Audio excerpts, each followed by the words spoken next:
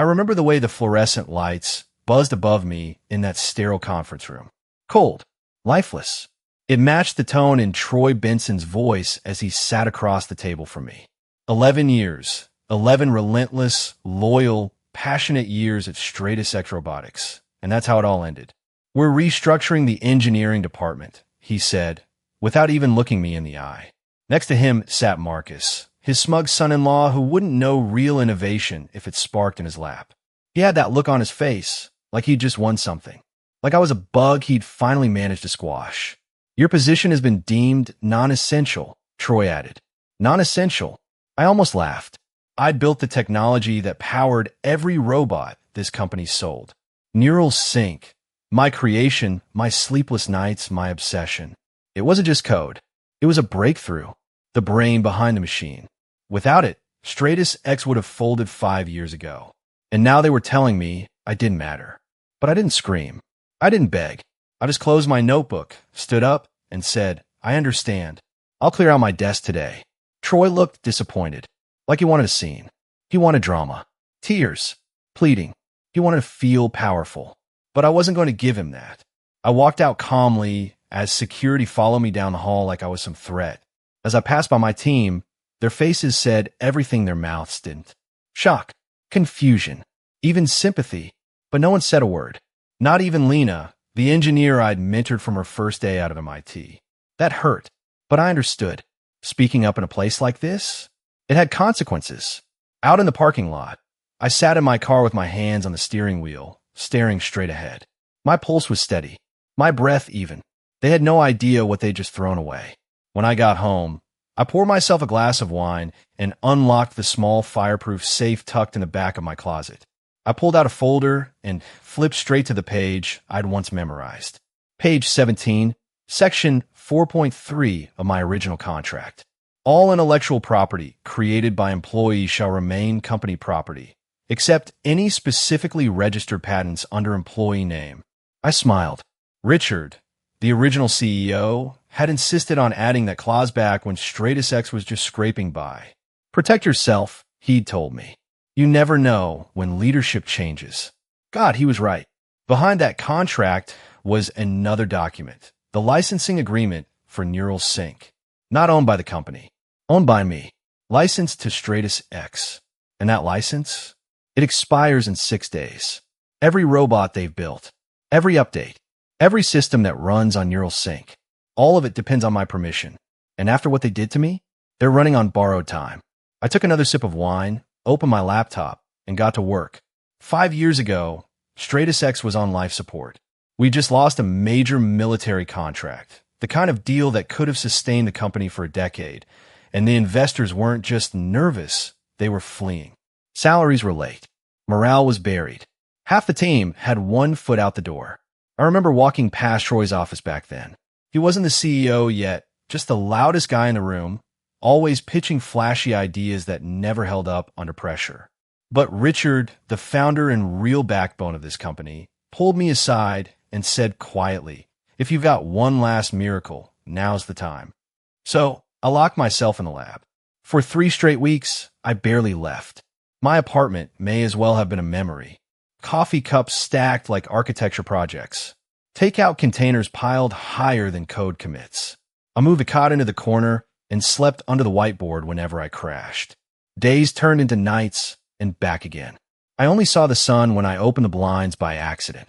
And then one morning I got it. I remember the way my fingers trembled as I connected the robot arm to my new module. Neural Sync, I called it. A system that allowed a robotic limb to mimic human motion with fluid precision, using brain-inspired pattern mapping. I guided the arm using just predictive sequencing, and it picked up an egg. No cracking, no slips. When I showed Richard, he just whispered, "This will save us." He was right. The orders started flooding in hospitals, defense contractors, manufacturers. Everyone wanted our technology. But Richard did one more thing for me before he stepped down. File the patent under your name, he said. The company's unstable. If we go down, I want you to keep your work. So I did. I filed it personally, registered and protected. Then I licensed it to Stratus X on favorable terms because I believed in the mission. I believed in the people. I believed we were building something greater than ourselves. And then Richard retired. Troy took the throne, and everything good started to rot. He slashed research budgets and replaced half the engineering managers with his golf buddies and cousins. Marcus, his son-in-law, got promoted to innovation director, even though he didn't know the difference between machine learning and Microsoft Word. And me? I got sidelined, slowly, methodically, until today, when they cut me loose entirely. But they forgot one thing. I still own the brain that powers every one of their robots. 3 days after they fired me, Lena texted, "They hired your replacement. Guy named Caleb. Says he's an AI visionary." I looked him up. Caleb Porter, 28, slick hair, designer glasses, resume full of strategic advising roles at startups I'd never heard of because they'd all failed. No robotics experience, no engineering degree, but one thing in common, connections to Marcus. The next text hit harder. Emergency meeting. Caleb told the team Neural Sync is outdated. Wants to rewrite it from scratch. Troy's eating it up. My heart stopped. They couldn't rewrite Neural Sync. Not legally. Any changes would be a direct violation of my licensing agreement. Once it expired, they'd be infringing on protected intellectual property. I called my friend Sarah, a sharp IP lawyer I'd worked with before. "They fired you, and now they want to change your system?" she asked, stunned. "Exactly. Have they read the license?" If they have, they clearly didn't understand it.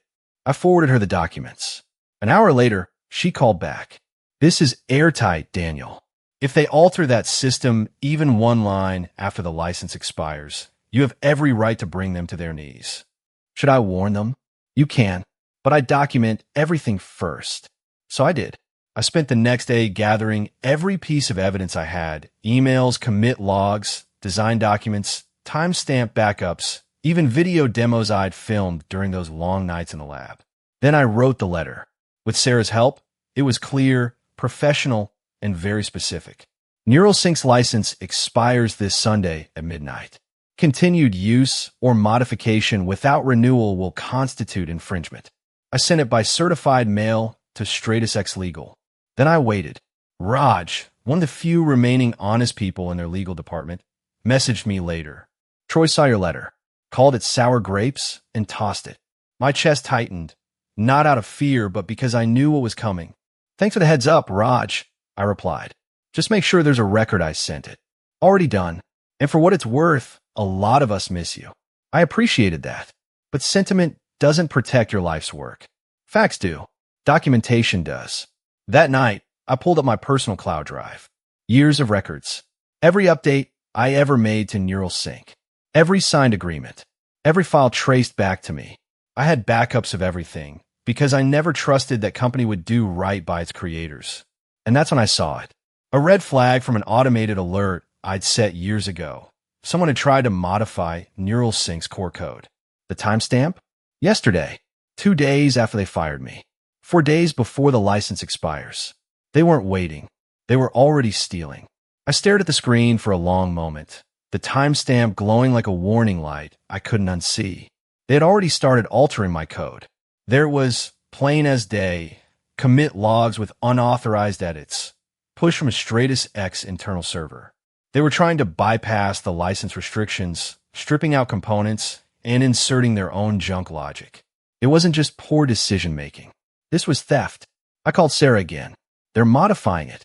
"Already," I said, voice low but steady. "That's violation number 1, she said firmly. "Get screenshots. Download the logs. Document everything."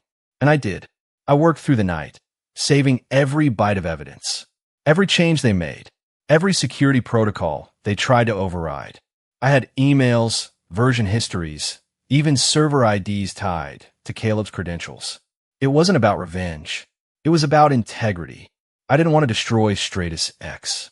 But Troy and his ego were forcing my hand. The next afternoon, my phone buzzed. Unknown number. I let go to voicemail. Later, I played the message. "Daniel, it's Lena. I'm calling from a burner. Everything's falling apart here." Her voice trembled. Lena never trembled. Caleb convinced Troy to upgrade NeuralSync.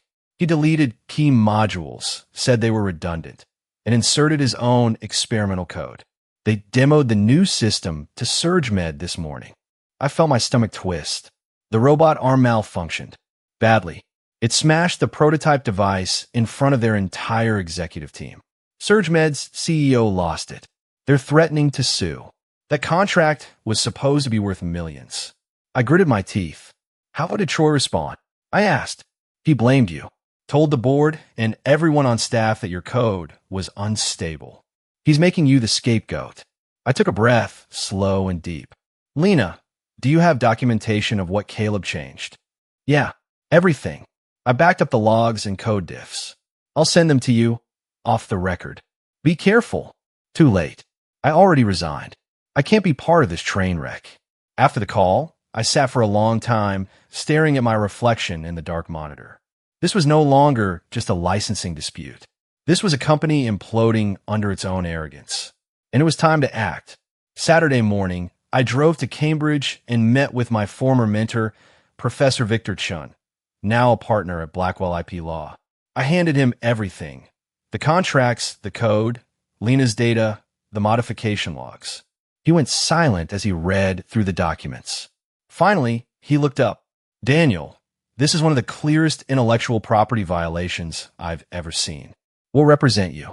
No charge. I blinked. You're serious? Dead serious. What they're doing isn't just unethical, it's illegal. And you're the kind of engineer this industry needs more of. Also, he smirked, it'll make a hell of a case study for my law students. We spent the next 4 hours drafting a cease and desist letter, complete with deadlines and language so precise that even Stratus's legal team wouldn't be able to wiggle around it. Renew the license by Sunday at midnight, it read, or face an injunction first thing Monday. Professor Chin's assistant delivered it directly to Troy Benson's home that afternoon. The countdown had begun. 36 hours. That's all they had.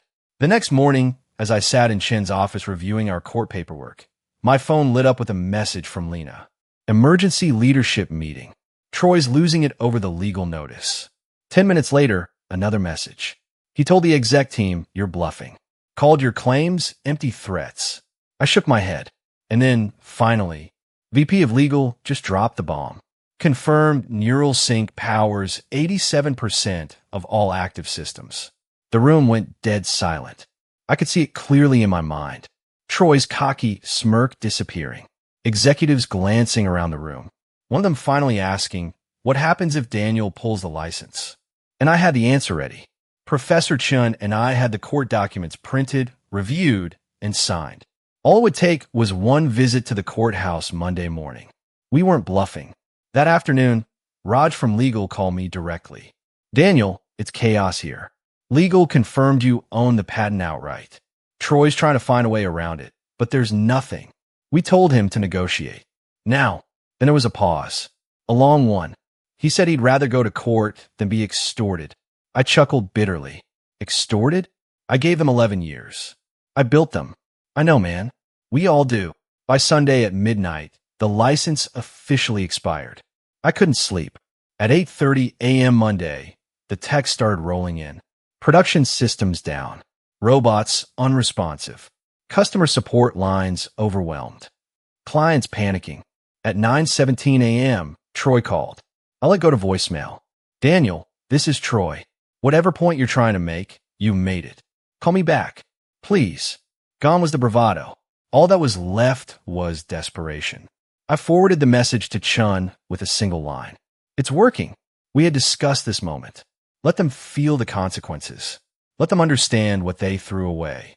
By noon, Stratus X stock had dropped 8%. Contracts were in jeopardy. Caleb? He'd vanished completely. At 2 p.m., I called Troy back. Daniel, thank God, he said, his voice trembling. We need to fix this. Immediately. The license expired. I told him.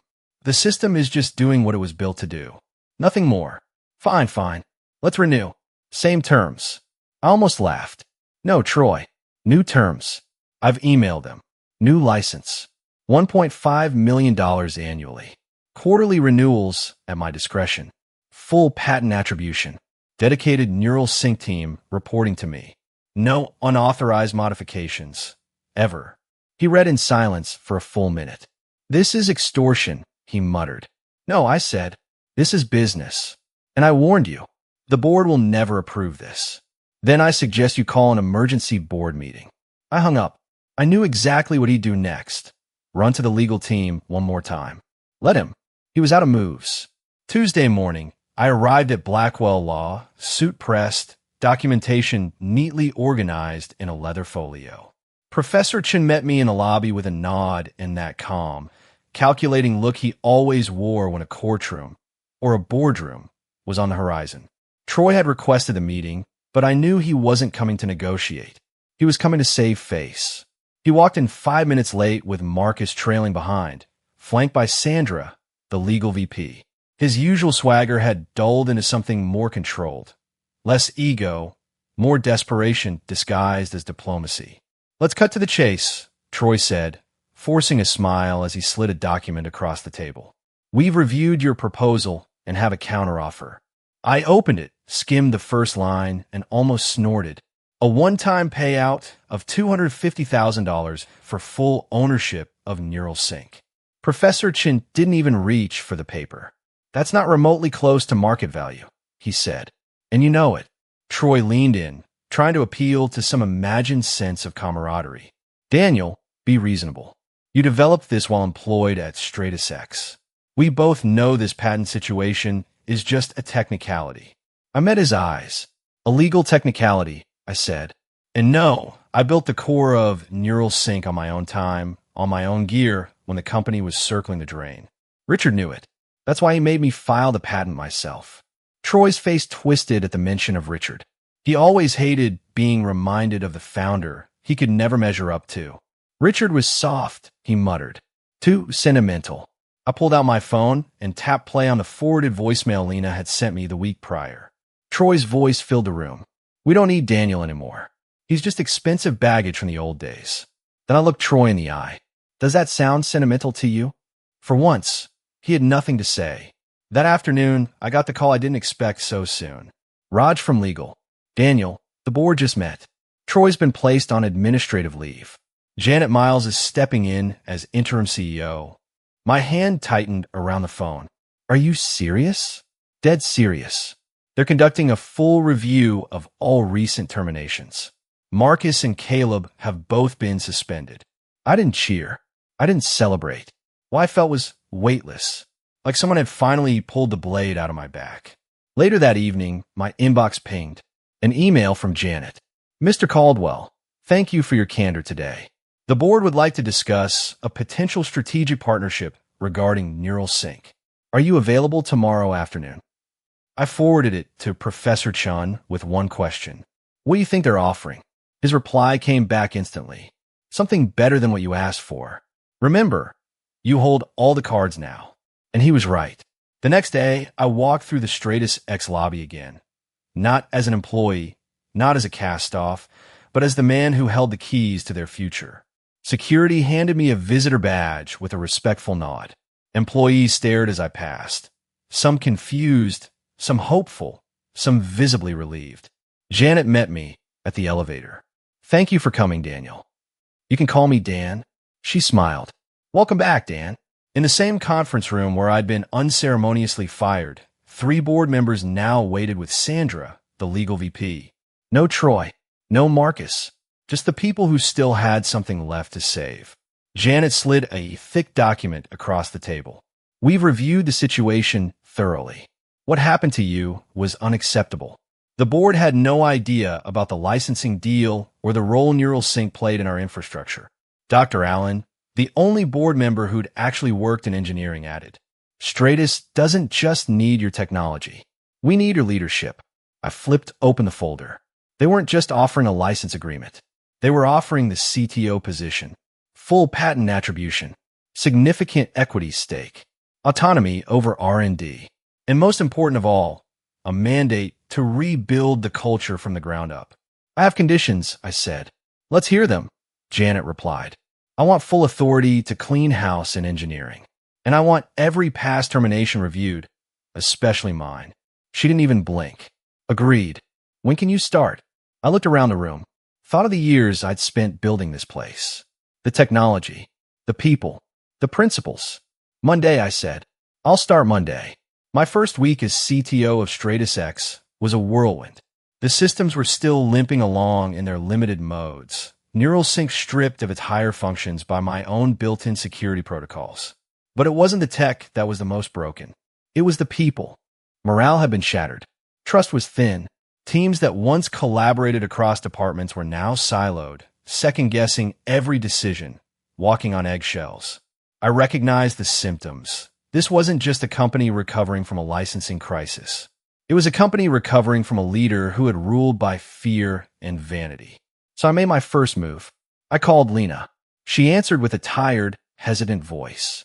Dan, I want you back. Engineering director. Effective immediately. There was silence on the line. Then, you're serious? Dead serious. She returned that afternoon.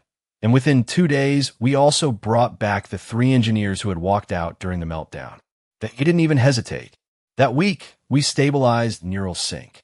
By Wednesday, we had all production robots functioning at full capacity. By Friday, most of our clients have been contacted, reassured, and re-engaged. I even hosted a live-streamed Q&A session with SurgeMed CEO, walking him through how we were restructuring oversight to prevent future instability. He looked skeptical at first. Then he saw Lena. Then he saw results. Contracts renewed. Stock price climbed. But the Real bomb dropped during a code review that Friday night. Lena walked into my office, laptop in hand. Dan, look at this. She turned the screen toward me. Lines of code, commit history, timestamps, clean and obvious. But they didn't point to just modifications. They pointed to something worse. He was copying it. My stomach dropped. Caleb hadn't just broken Neural Sync. He'd been siphoning parts of the system into an external private repository. The destination? A startup called Neuralink. They were new, funded, and supposedly revolutionizing brain control robotics. Guess who was listed as their lead technical advisor? Marcus. And guess when they got their seed funding? The same week I was fired. It all made sense now. Troy and Marcus had planned it. Strip out the original system, fire the creator, and funnel the technology into their own new venture. Neuralink was their escape hatch, a copycat company built on stolen code. I immediately looped in Sandra from legal. We're filing a cease and desist. Right now, she said. I want a lawsuit. Full IP infringement. Corporate espionage. With this level of evidence. She nodded. We can go after Troy personally. Do it, I said. No one steals from this company again. Not even its former CEO. 3 weeks into my return, I received something that caught me completely off guard. A handwritten letter. Dear Mr. Caldwell, you don't know me, but I was an intern in engineering the day you were fired. I watched what happened, and I watched how you handled it. Your courage gave me the strength to stay in this field. I've since been hired full-time and was selected to lead our new internal audit program, tracking engineering contributions and ensuring fair credit. Thank you for showing me what dignity looks like. Sincerely, Jamie Chun. I sat with that letter for a long time. Read it twice, then a third time. I invited Jamie to lunch. He was nervous at first, but as we talked, his eyes lit up when he described his mission to build systems of fairness, where every contributor, no matter how junior, got recognized. Turns out, the audit program was Janet's idea. We've already found several cases, Jamie told me quietly. Projects where executives took credit for work done by engineers, mostly women and minorities. I shouldn't have been surprised, but it still stung. We're fixing it, he said. Everything's getting reviewed. And I believed him, because people like Jamie were the reason I came back. That Monday, Stratus X released a press statement that made waves across the tech world. Stratus Robotics proudly recognizes Daniel Caldwell as the original architect and patent holder of Neural Sync, the AI control system behind our award-winning robotic platform. As our new Chief Technology Officer, Mr. Caldwell will lead innovation efforts and ensure ethical development and attribution throughout our engineering division. What the statement didn't mention was that Troy was now permanently removed and facing a separate federal investigation. When the story broke, my inbox flooded with messages. Some were from strangers, others from engineers who had stories like mine of contributions erased, patents misfiled under someone else's name, innovation stolen in the dark. Janet called me that afternoon. We've had 3 major clients on the brink of leaving. They've all renewed, specifically citing your leadership. That's good news. There's more. The Tech Women Conference has requested you as their keynote speaker next month. I blinked. Me? Public speaking. They wanted to talk about innovation, credit, and rebuilding after setbacks. I hesitated, then smiled. Tell them I'll do it. A week later, Jamie knocked on my door again. He had that look. You found something, I said. He nodded and handed me a file. It was an email from Troy to the board, 3 months before my firing. As discussed, we need to remove the old guard. Daniel Caldwell's position represents unnecessary overhead. His system is now stable enough to be maintained by cheaper staff. But the shocking part wasn't Troy's betrayal. It was the board's response. Janet had replied, I cannot support this action. Daniel's contributions are central to our success. Review his patent agreement before proceeding. Troy had ignored her and lied about board support when he made his move. I forwarded everything to Sandra. The SEC should see this, I told her. You're right, she said. He's not just a bad executive. He's a liability to investors. That night, I sat on my balcony looking over the city lights. 2 months ago, I was packing up my desk. Now, I was rebuilding the future. And I hadn't just won a battle. I'd sparked a revolution. 6 months after stepping back into Stratus X, everything had changed. Not just the systems, not just the people, the culture. My title said CTO, but what I was really doing was tearing down a broken structure and rebuilding something that honored creators, not just executives. The first thing I implemented was the engineer attribution protocol. Every contributor to every major innovation, whether it was a lead developer or a junior intern, would now be listed by name in product documentation, internal systems, and public releases. No more ghostwriters of innovation. No more stolen credit. The board approved it unanimously. Dr. Allen called it revolutionary. Most companies fight tooth and nail to claim every patent. You're giving them back to the people who built them. Because that's the truth, I replied. Ideas don't belong to logos. They belong to the people who bled for them. We launched a digital credit reel for each product. Think movie-style end credits, but for tech. It listed every line of contribution, every test, every breakthrough. Within weeks, competitors started calling, asking how he did it, how he tracked it, how he kept people from leaving. The answer was simple. We valued them. That meant more than any salary bump ever could. One morning, Lena walked into my office with a smile I hadn't seen in years. You know what's different now? She asked. What? People want to be here. They're excited again. They feel safe. They feel seen. That meant more to me than any award, any title, any stock jump. But speaking of awards, 18 months after Troy fired me, I stood on stage at the International Robotics Innovation Conference, holding the Innovation of the Decade plaque in my hands. Neural Sync, the announcer said, has transformed how human cognition interfaces with robotic systems, and it all started with a single engineer who refused to let his voice be silenced. I took the mic. The lights were hot. The room was packed. Cameras flashed. I spoke from the heart. Innovation doesn't happen in silence. It happens in tension, in long nights, failed prototypes, and voices fighting to be heard. The question isn't if your company has brilliance hidden in its walls. The question is whether you build a system that allows it to be seen. When I stepped off stage, a young woman approached me. Her hand shook slightly as she held out her badge. Mr. Caldwell, I'm Zoe. I'm here because of you. Your keynote last month gave me the courage to pursue robotics. Everyone told me it was too competitive, too intense, not for someone like me. I smiled. What are you working on? I just got accepted to the Monroe Fellowship, she said proudly. At Stratus. That hit me harder than I expected. Then remember this, I told her. Build something so good they can't ignore it, and so well protected they can't take it from you. She nodded, eyes shining, and walked away. In that moment, I realized the truth of what had happened over the past year. Troy didn't just fire me. He freed me. Freed me to build the version of this company I always believed in. freed me to protect others for what I went through, freed me to change not just how we build technology, but how we treat the people who build it. Stratus X wasn't perfect, but now it was mine to fix, and I wasn't wasting a second.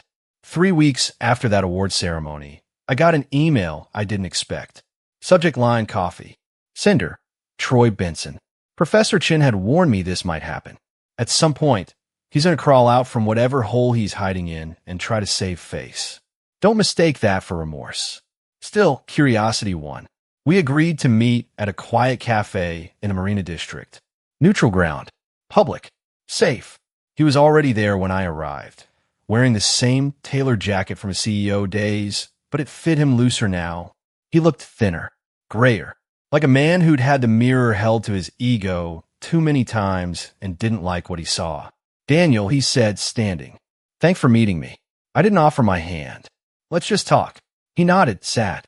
The conversation started with the usual nonsense. How he'd been reevaluating, learning from past mistakes, starting a new venture in autonomous vehicles.